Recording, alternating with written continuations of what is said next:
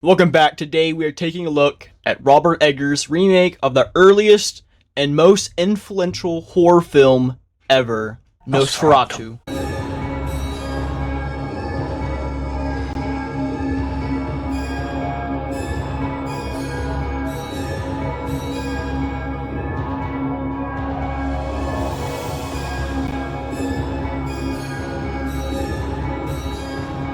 So how does this gothic approach aid this movie compared to the original?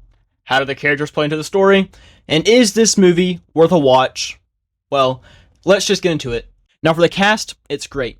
You have some amazing actors and actresses in this movie, like Nicholas Hoult, who plays Thomas, who was 1,000 times better in this movie than in Renfield. Lily Depp Rose, daughter to Johnny Depp, plays Ellen and is in, Things. Emma Corrin, who is Anna, the chick from Deadpool and Wolverine. Willem Dafoe, everyone's favorite goblin, plays Professor Albin. And finally, the Count himself, Bill Skarsgård. I said I'm not afraid anymore! Do you hear me? I'm not afraid anymore! You will obey this my counsel.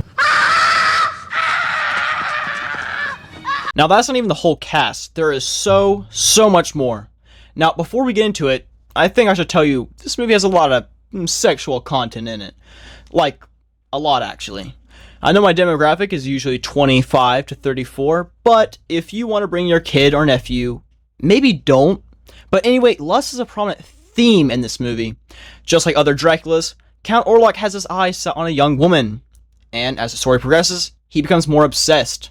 So since we're already talking about the themes and characters, let's just discuss the plot. In the 1830s, estate agent Thomas travels to Transylvania for a fateful meeting with Count Orlok, a prospective client. In his absence, his bride, Ellen, is left under the care of her friends, Frederick and Anna. Plagued by horrific visions and increasing tense of dread, Ellen soon encounters an evil force that is far beyond her control. Anyways, that's all I'll say because this is a spoiler-free review, because I do believe you should go out and watch this movie. Besides that, this is an incredible movie. The cinematography is really good. So many shots are just breathtaking. The scenery goes along just great with it. The locations, time period, etc. The movie looks and feels creepy. It's very gothic.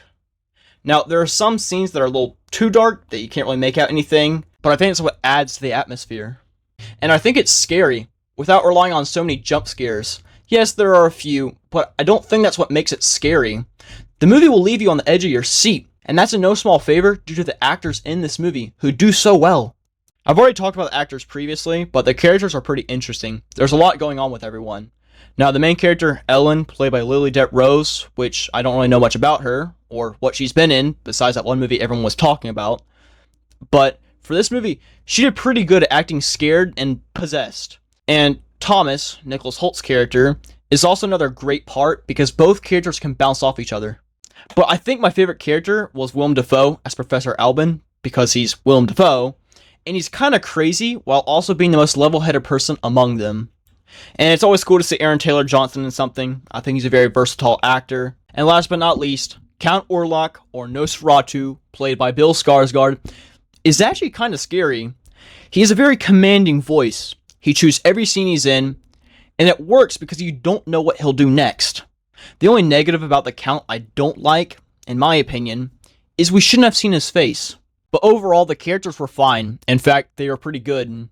Now, there's not much gore in the movie, but it's more about telling a story than just a body count or kill count. At Donkey Kong Country Perfect Dark. Whoa!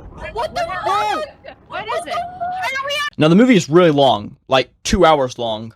But with that runtime, they flesh out a lot in this movie. Ultimately, I had no real interest in watching this movie, so my bar was set surprisingly low. But I still wanted to give it a shot. I mean, after all, it's a remake of a 102-year-old movie, directed by a man behind some of the creepiest and weirdest movies. And I gotta say, it surprised me with how much I liked it.